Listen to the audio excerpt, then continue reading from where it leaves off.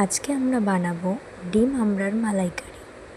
চলো দেখে নেওয়া যাক কী কী লাগছে আমাদের তার জন্যে। আমড়া লাগছে, ডিম লাগছে, নারকেলের দুধ আর জিরে, পেঁয়াজ, আদা। ডিমটা সেদ্ধ করে ভাজা করে নিয়েছি। সেই তেলের ভিতরে দিয়ে দিলাম পেঁয়াজটাকে ভাজা করে বাটা মশলাটা দিয়ে দেব। মশলাটা একটু তেলের উপর নাড়াচাড়া করে ওটা কষিয়ে নিয়ে সামান্য স্বাদ মতো লবণ দিলাম, হলুদ গুঁড়ো দিয়ে দিলাম। এবার আমড়াগুলো দিয়ে একটু কষিয়ে নেব।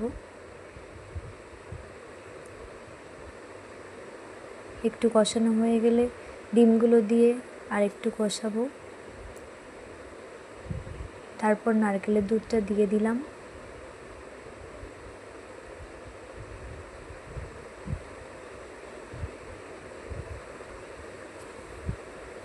কয়েকটা কাঁচা লঙ্কা দিলাম। এবার ঝোলটাকে অনেকক্ষণ ধরে ফুটিয়ে নিয়ে নামানোর আগে একটু গরম মশলা দিয়ে নামিয়ে নেব। রেডি হয়ে গেছে আমাদের ডিম আমড়ার মালাইকারি।